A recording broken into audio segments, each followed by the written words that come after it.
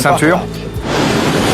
Des pilotes experts Pas de soucis. Ils étaient tous chevronnés. Top. poussent un avion de ligne à sa limite. Sur vitesse. C'est un environnement exigeant. Lâchez tout. Vont-ils trop loin? Vous voulez faire des 360? Et timbres sans arrêt. Vous croyez que c'est normal? Mènent-ils leur avion à sa perte?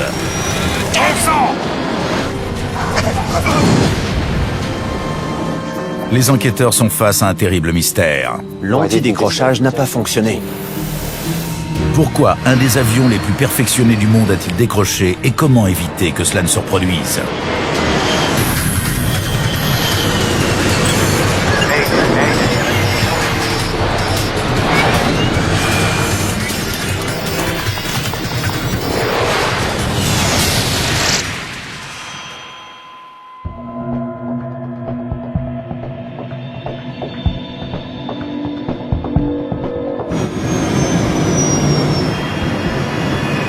Des ingénieurs d'Air New Zealand se préparent pour un vol particulier. Messieurs, bonjour. Alors, pas de problème mécanique? Depuis 3 semaines, ils effectuent une visite de maintenance complète sur un Airbus A320. Tout va bien. Il n'y aura pas de problème. Aujourd'hui, le commandant de bord, Norbert Kappel, s'apprête à tester les systèmes automatisés en vol. On dirait que c'est mon tour. XL Airways Germany louait l'Airbus A320 à Air New Zealand. Mais l'appareil vient d'être repeint aux couleurs de son propriétaire. Il ne reste plus qu'une étape avant sa restitution. Vos ceintures. Tout le monde est prêt? Oui. Avant de rendre l'Airbus à Air New Zealand, XL Airways doit démontrer qu'il est en parfait état de marche. C'est exactement comme quand on rend une voiture de location. Le loueur la reprend, puis il l'inspecte pour s'assurer qu'elle n'a pas été accidentée ou abîmée d'une manière ou d'une autre. Il vérifie que tout fonctionne normalement. Triple 8 Tango, vous êtes prêts? L'avion sera piloté par le commandant Kappel de XL Airways Germany. 2 minutes. L'officier pilote de ligne Theodor Ketzer l'aidera à surveiller les instruments. On est prêt dans 2 minutes. Le commandant Brian Orell d'Air New Zealand est aussi à bord. Il fera faire aux pilotes allemands une série de 35 tests au cours d'un vol connu sous le nom de vol d'acceptation. Un vol d'acceptation, c'est un vol pendant lequel un équipage spécialement formé testera tous les systèmes, y compris les systèmes alternatifs. Ok, triple 8 Tango. Départ sur 3 novembre. 3 novembre. Tu as ça? Ouais, je l'ai. Le directeur des tests et les pilotes passent en revue le programme des tests et s'accordent point par point sur ce qu'ils vont faire. C'est un moment très intense car il y a beaucoup de choses à faire en peu de temps. Triple 8 Tango. Autorisé décollage piste 33. Autorisé décollage, piste 33. Ok, très bien, messieurs. Allons-y.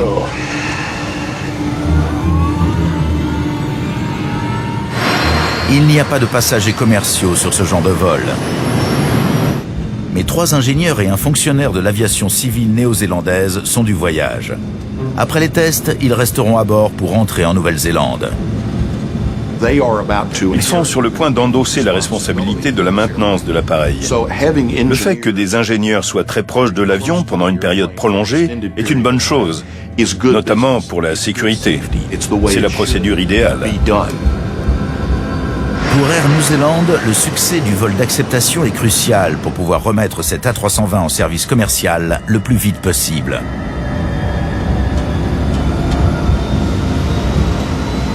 V1, rotation.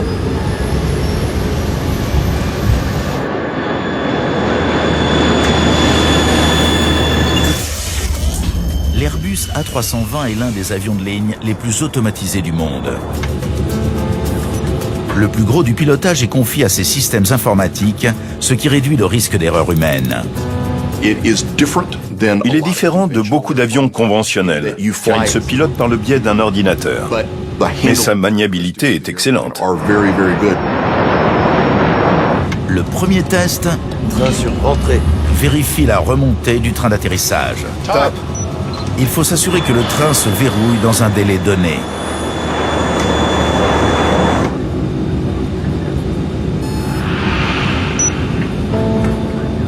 « 14, c'est bon. Triple 8 Tango. Montée niveau 180. À Bordeaux, un contrôleur prend l'Airbus en charge une fois qu'il a quitté l'espace aérien de Perpignan. Bien reçu. Montons niveau de vol. 180. D'après le plan de vol, l'avion doit atteindre la côte ouest de la France et revenir à Perpignan en 2h30. L'itinéraire devrait permettre de tester presque tous les systèmes. Qu'est-ce qu'on doit faire pendant la montée? Il faut monter au niveau de vol 310 et virer à droite à 33 degrés. Vérifiez que l'avion tient l'angle de gîte et qu'il retrouve son assiette passé 33 degrés. Brian Aurel demande au pilote d'entamer un virage serré. D'accord. Une manœuvre si radicale nécessite une autorisation. Je les appelle. Triple 8 Tango, est-ce que nous pouvons effectuer un ou deux 360? Nous sommes en vol d'acceptation et nous aurions besoin d'un peu d'espace pour faire quelques procédures. Le contrôleur pense que c'est dangereux. Vous ne pouvez pas manœuvrer au milieu du trafic aérien. Ce type de vol est interdit. Très bien. Mais, à vrai dire, c'était justement l'objectif de ce vol. L'espace aéropéen est rempli d'avions qui volent dans toutes les directions. Si cela risque de perturber le trafic, le contrôleur aérien n'a pas d'autre choix que de rejeter la requête. Le commandant Capel ne discute pas. Bon, pas de souci. On rentre à Perpignan. Ça les a sans doute un peu ennuyés, mais les professionnels savent s'adapter. Alors ils se sont dit, on va faire avec et on reprendra plus tard. Triple 8 Tango. Descendez niveau 310 et tournez à droite. Tournons à droite. Triple 8 Tango. L'Airbus va maintenant faire demi-tour à l'est de Bordeaux et retourner à Perpignan. 20 minutes plus tard, le contrôle aérien de Perpignan le voit réapparaître sur le radar. Mais alors que l'avion descend, il commence à devenir incontrôlable. Il cabre sans arrêt. Il cabre! Il s'incline dangereusement. Vous croyez que c'est normal? Poussez le stick. Le commandant de bord augmente les gaz et pousse sur son manche pour abaisser le nez. Sans succès. Le pilote pousse le mini-manche. C'est clairement une tentative de rabaisser le nez. Et je crois qu'il ne comprend pas pourquoi l'avion ne répond pas, bien qu'il pousse la manette des gaz quasiment à fond. Rentre les volets. Rentrer les volets réduit la traînée et devrait rendre l'avion plus contrôlable. Mais rien n'y fait. L'Airbus plonge vers la mer. Oh non! Au secours!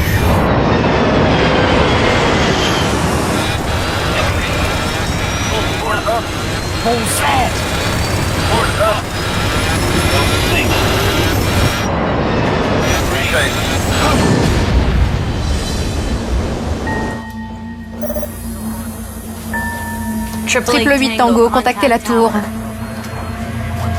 Triple 8 Tango, contactez la tour. On a une urgence.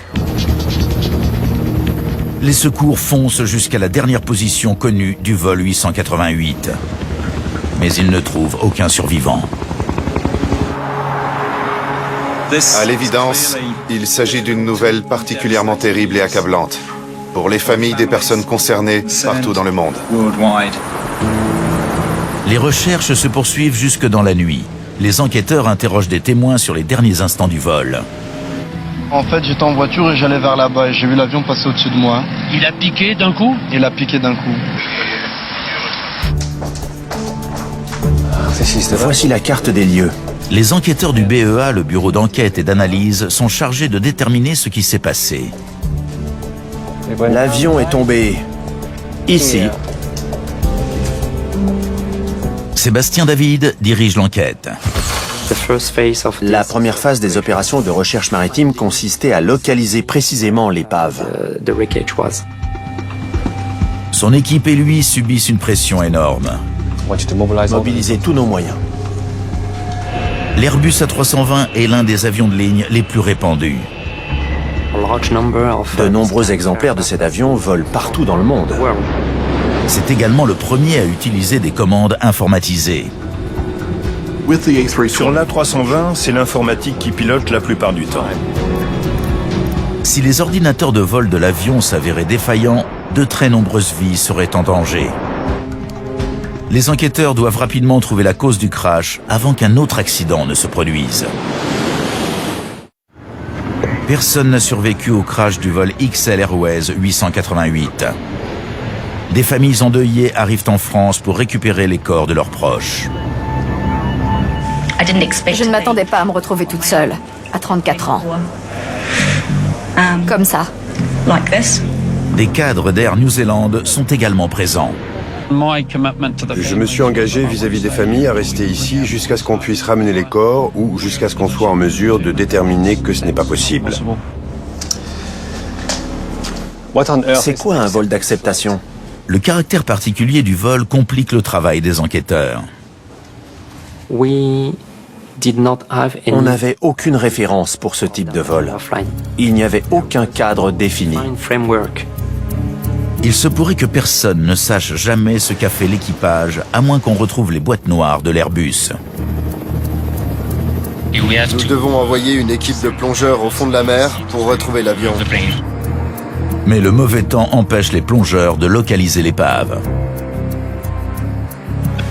Les conditions météo se dégradant, les équipes de recherche et de secours m'ont à nouveau assuré personnellement qu'elles mettaient tout en œuvre pour localiser le plus rapidement possible les 2 enregistreurs de vol.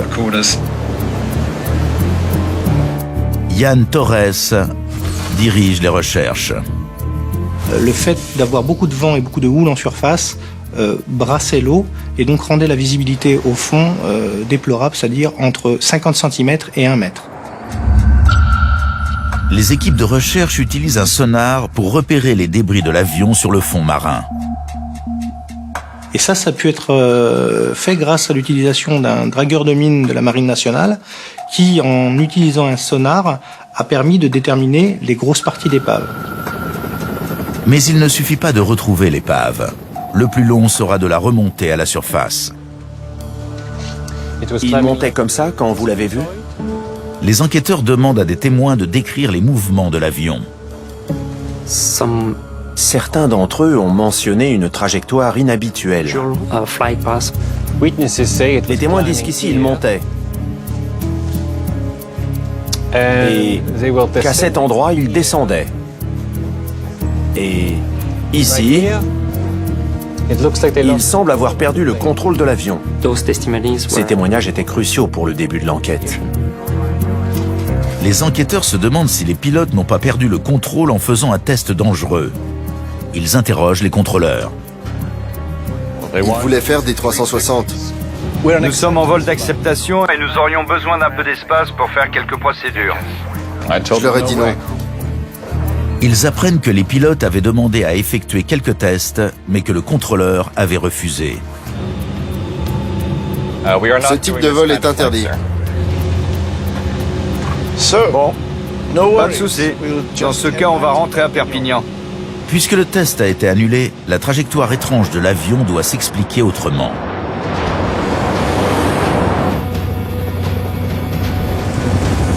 Trois jours après le crash, une avancée majeure. L'équipe de recherche retrouve les boîtes noires.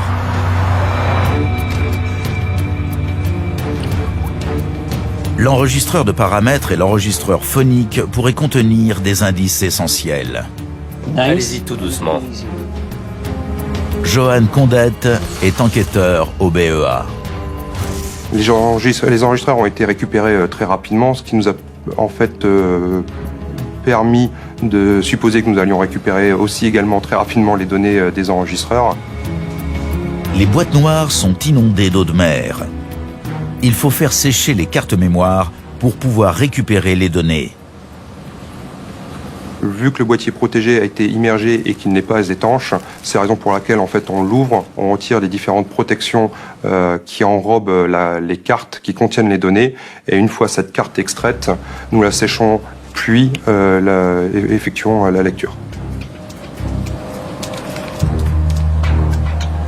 Mais cette fois, cela ne fonctionne pas. Mince. Il doit rester de l'humidité. Donc nous n'avons pas réussi à récupérer les données des enregistreurs. En principe, nous avons un laboratoire qui sert à cela, qui a été développé pour ça. Et donc il a été très frustrant de ne pas réussir à récupérer ces données issues des enregistreurs. Les enquêteurs pensent que les circuits pourraient être profondément imprégnés. Impatients de savoir ce qu'ont fait les pilotes du vol 888, ils envoient les boîtes noires chez leurs fabricants aux États-Unis. Et Honeywell en fait possède un outil spécifique qui permet de lire les cartes individuellement. Paraissait être le moyen le plus rapide initialement pour récupérer les données. En attendant l'extraction des données, les enquêteurs s'intéressent à l'épave repêchée au fond de la mer, notamment à des pièces provenant des réacteurs. Si les moteurs sont tombés en panne, cela pourrait expliquer pourquoi l'avion s'est abîmé en mer.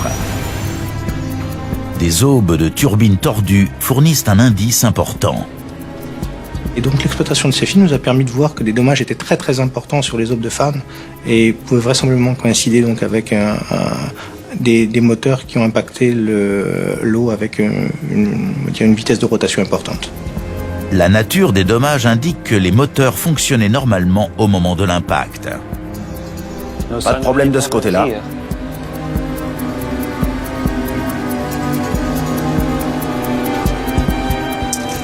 Les ingénieurs ont travaillé dessus pendant 3 semaines.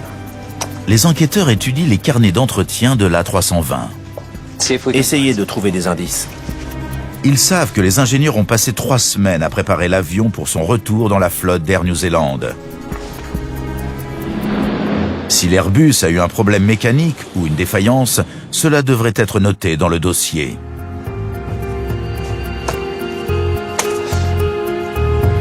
Mais il n'y a pas la moindre allusion à un quelconque problème. Alors, du nouveau? Rien? Ils étaient non seulement convaincus que l'avion était sûr, mais aussi que son état répondait aux obligations contractuelles. Les enquêteurs n'ayant toujours aucune idée des causes de l'accident, il est plus important que jamais de récupérer les données des boîtes noires. C'était très frustrant. On était sûr que ces données nous aideraient à comprendre ce qui s'était passé, mais il fallait attendre.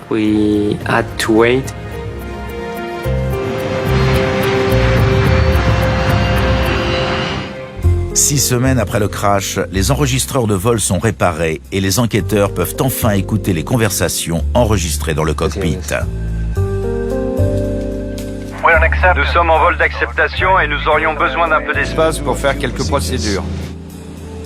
Ce qu'ils entendent confirme que le contrôleur n'a pas autorisé l'équipage à effectuer des tests. Vous ne pouvez pas manœuvrer au milieu du trafic aérien. Ce type de vol est interdit. Soudain, une phrase attire leur attention. On n'a pas encore fait de VHF-3 ? Il faut essayer. Malgré le refus du contrôleur, l'équipage continue à tester l'avion. Bien, on fait un VHF-3. Stop. En arrière. Les enquêteurs recensent les tests effectués par l'équipage. Bien, on fait un VHF-3. Système de navigation 2. Le fait que le contrôleur aérien n'ait pas autorisé les pilotes à faire un 360 les a poussés à improviser pour pouvoir suivre le programme de vol. Triple 8 Tango, descendez niveau de vol. 310 et tournez à droite. Tournons à droite, triple 8 Tango. L'équipage trouve le moyen de faire quelques tests pendant le retour vers Perpignan. Bon, très bien. Pendant le virage, inclinez à 33 degrés puis à 45. Profitant d'un virage à droite, le commandant de bord teste le système qui limite l'inclinaison de l'avion.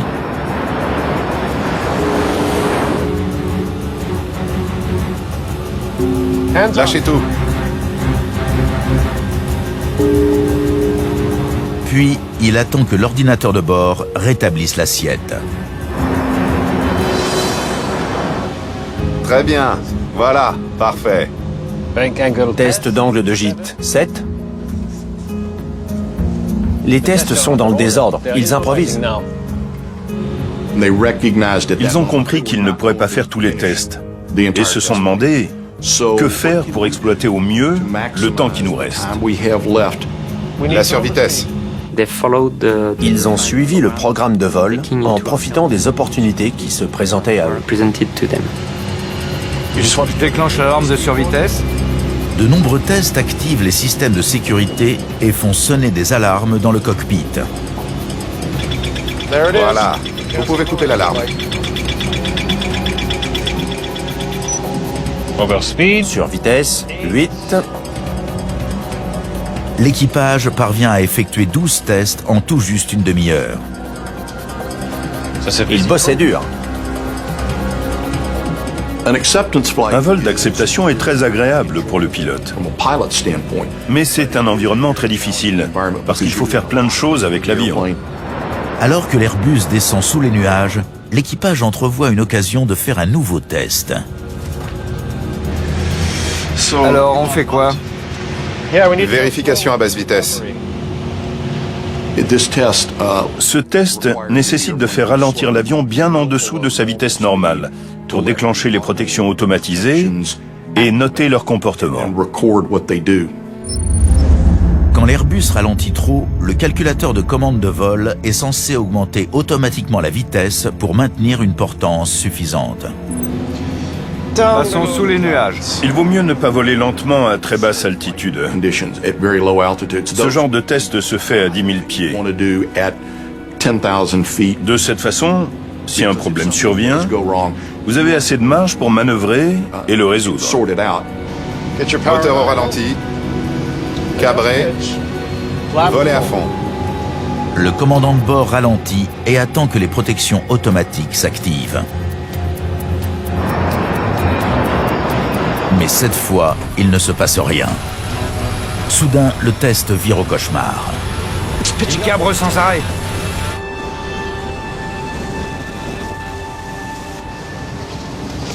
L'antidécrochage n'a pas fonctionné. Pourquoi l'avion ne répond pas? Qu'est-ce qu'on doit faire? Y a-t-il un autre problème? C'est un diagnostic qu'on n'a pas beaucoup de temps pour établir. La question centrale qui revient sans cesse, c'est pourquoi l'avion ne répond pas comme il a toujours fait auparavant? Les systèmes de protection automatique d'Airbus se sont révélés précieux sur d'autres vols. En 2009, juste après un décollage de New York, une volée d'oies détruit les deux moteurs d'un Airbus A320 d'US Airways. Alors que le pilote Sully Sullenberger s'apprête à amérir sur le fleuve Hudson, l'ordinateur de vol ajuste automatiquement l'angle de l'avion par rapport au vent, c'est-à-dire son angle d'attaque. Ce qui l'empêche de décrocher et sauve la vie de tous ses occupants. Les enquêteurs se demandent si le crash du vol 888 ne vient pas de mettre à jour un vice caché dans l'un des systèmes de sécurité les plus célèbres du monde de l'aviation. Un défaut qui menacerait quotidiennement la vie de milliers de passagers. Il a fallu qu'on comprenne quelles conditions auraient pu mener à cette situation.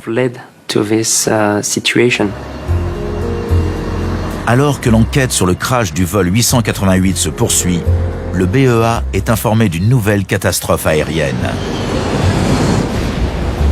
Un Airbus A330 d'Air France s'est abîmé en mer au large du Brésil. Ses 228 occupants ont tous été tués. Sébastien David perd certains de ses meilleurs enquêteurs qui sont réaffectés à l'enquête sur le crash d'Air France. L'équipe qu'on avait constituée au départ a été scindée en deux, ce qui a beaucoup compliqué la suite de l'enquête.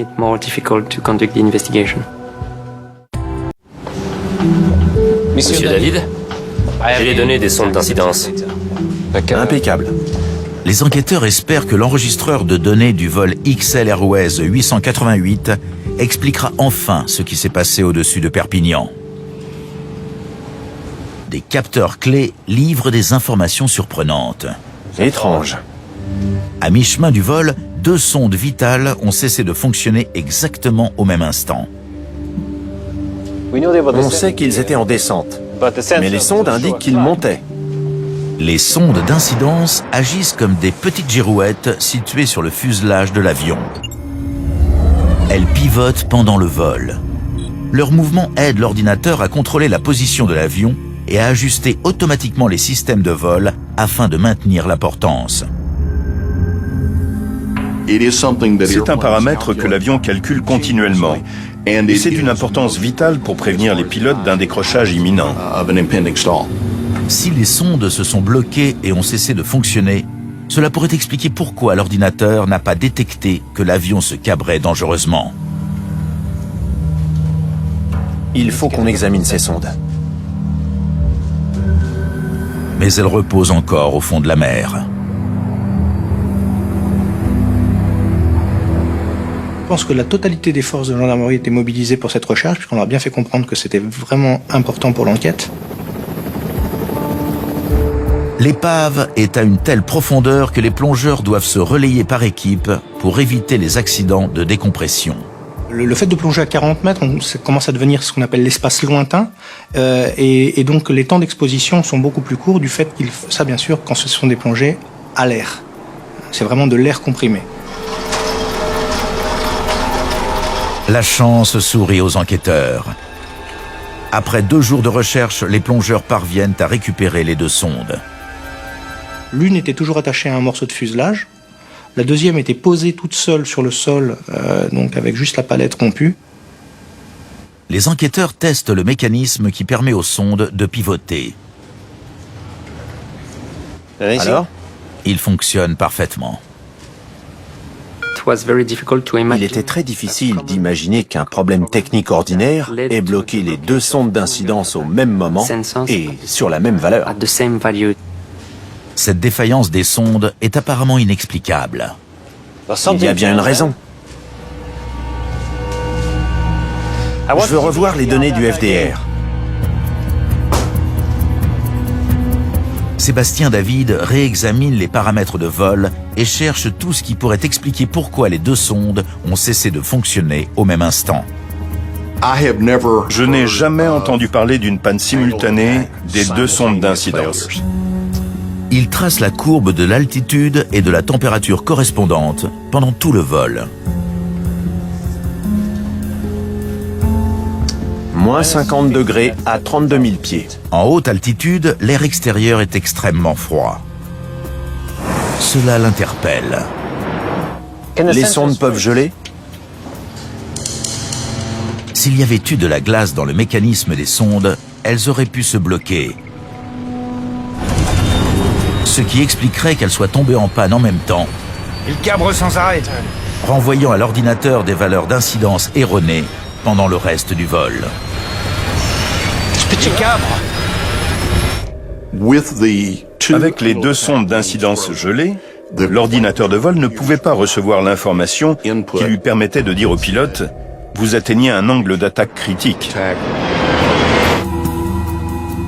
Les enquêteurs se demandent si pendant un orage, de l'eau ne s'est pas infiltrée dans les sondes avant de geler. On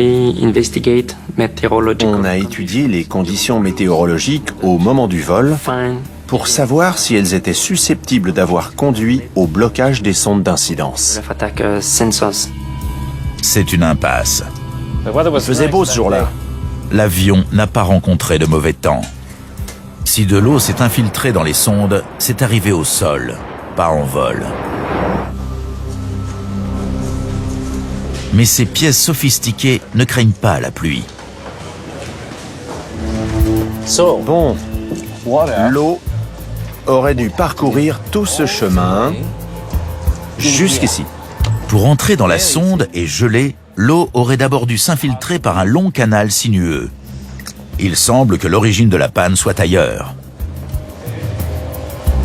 La tranche d'une des sondes fournit une nouvelle piste intéressante.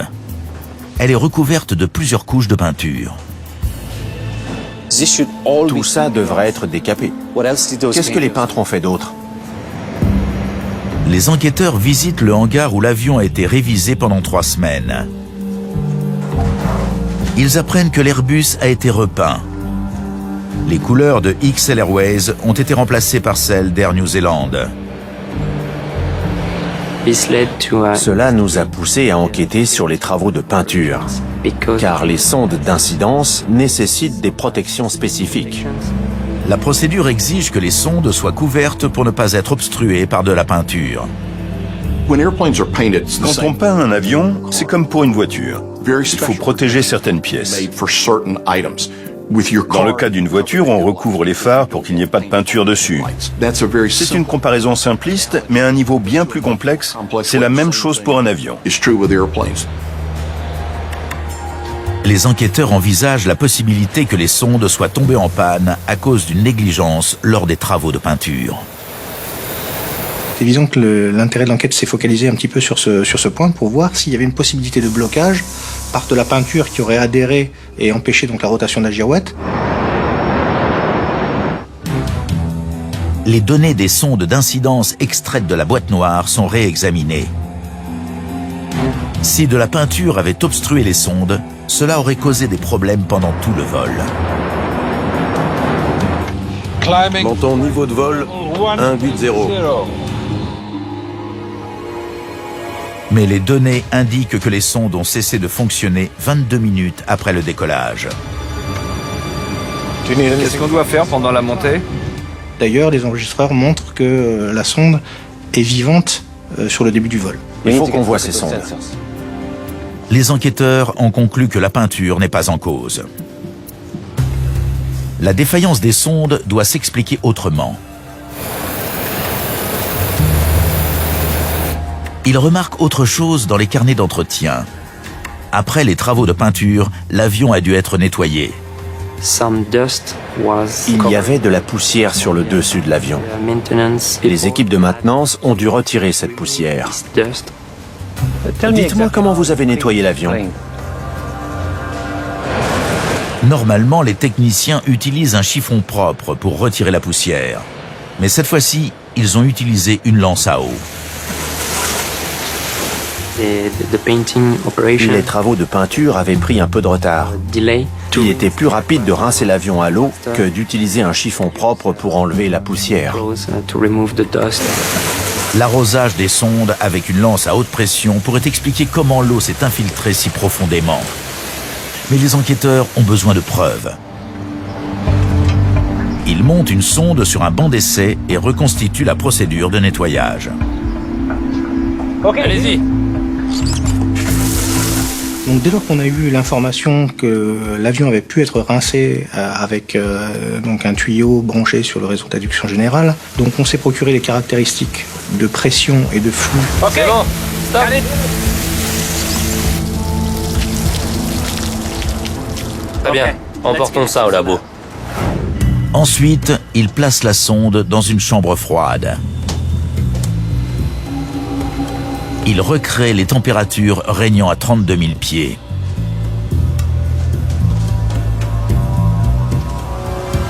À ce stade, on a retiré la sonde de la chambre environnementale et on a procédé donc à une ouverture.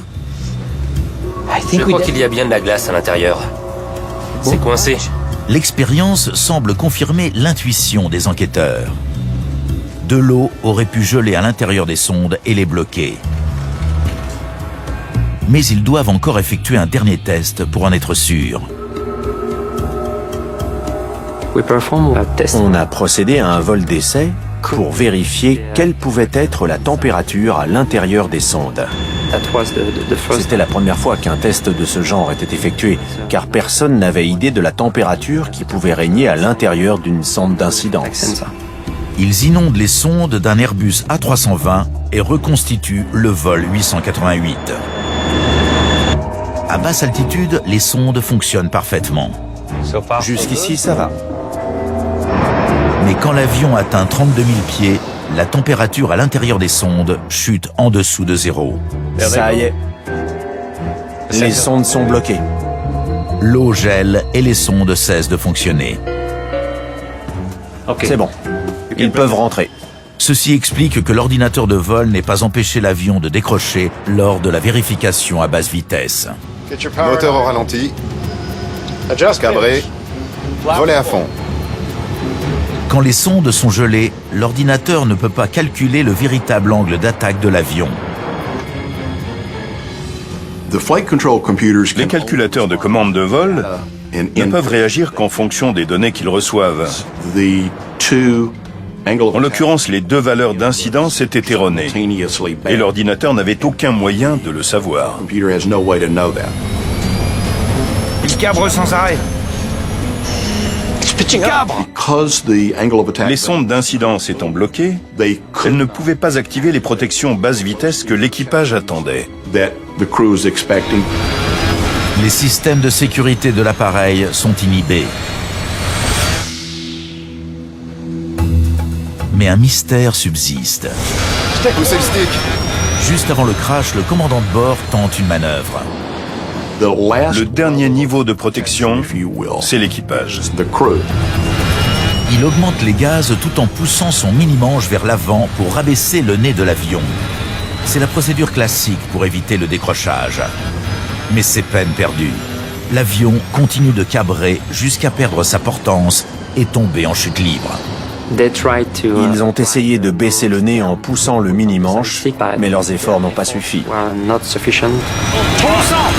Reste à comprendre pourquoi. Une simulation par ordinateur aide les enquêteurs à analyser le dernier test du vol 888, la vérification à basse vitesse. Moteur au ralenti. Cabré. Voler à fond. Ok, d'accord. Allons-y. Le commandant Capel ralentit volontairement pour le test.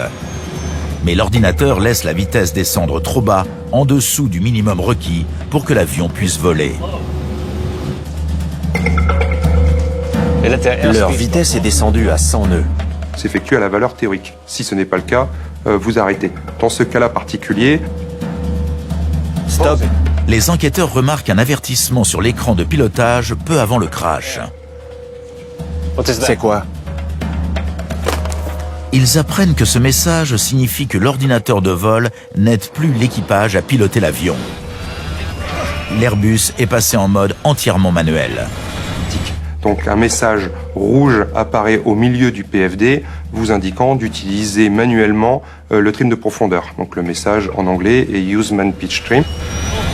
Ce message apparaît quand l'ordinateur reçoit des données contradictoires. Les sondes gelées l'informent que l'avion vole à plat,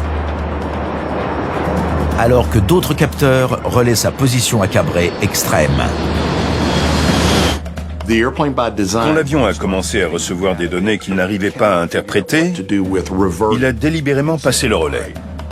Il s'est dit, il y a un problème inconnu, c'est au pilote de le régler. L'avion a rendu le contrôle au pilote ici. Il semble que l'équipage du vol 888 n'ait pas vu ou pas compris le message envoyé par l'ordinateur. Poussez le stick. Le commandant de bord pousse sur son mini-manche pour tenter de rabaisser le nez. En mode manuel, c'est insuffisant. L'équipage doit aussi actionner la roue de compensation pour rétablir l'incidence. Les pilotes devaient compenser l'assiette manuellement. Mais ils ne le font pas. Il se retrouve alors dans une situation critique. L'avion n'accélère pas, son nez se relève, il est très difficile de le rabaisser et il vole à basse altitude. Les deux pilotes ont tout tenté pour se rétablir et reprendre le contrôle de l'avion. Mais ils n'ont pas entièrement compris la situation. Les enquêteurs vérifient les qualifications des pilotes. Un entraînement insuffisant pourrait expliquer qu'il n'ait pas réagi correctement aux avertissements. Le commandant de bord, qui était le pilote en fonction, était le directeur des opérations de sa compagnie aérienne. Son copilote était très qualifié. Et le pilote d'Air New Zealand, qui était assis sur le siège d'observateur, était lui aussi un commandant de bord très expérimenté. Rien à signaler. Leurs dossiers sont irréprochables. C'était un équipage chevronné. Les enquêteurs doivent comprendre pourquoi un équipage si compétent n'a pas réagi rapidement quand l'avion s'est retrouvé en danger. Ils pensent que c'est peut-être dû en partie au caractère particulier de ce vol d'acceptation, qui visait à tester les limites de l'Airbus. Bon, très bien. Pendant le virage, incliné à 33 degrés puis à 45. D'accord. Chaque fois qu'un test est effectué, lâchez tout. les automatismes règlent les problèmes. Bon, très bien. Voilà, parfait. Même les alarmes n'inquiètent pas les pilotes. La survitesse. Je déclenche l'alarme de survitesse. Ils comptent sur l'Airbus pour tout rectifier. Voilà, vous pouvez couper l'alarme.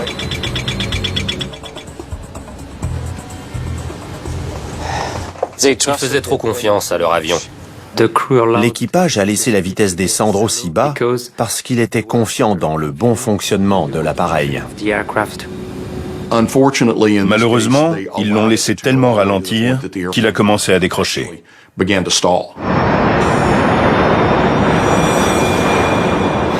Posez le stick. Ensuite, ils ont dû rattraper le décrochage. Et ils avaient peu d'altitude pour manœuvrer. Entre les volets. Dès l'instant où l'avion décroche, le sort des 7 occupants du vol 888 est scellé. Oh God! Oh non! Oh God! Au secours! Mon sang!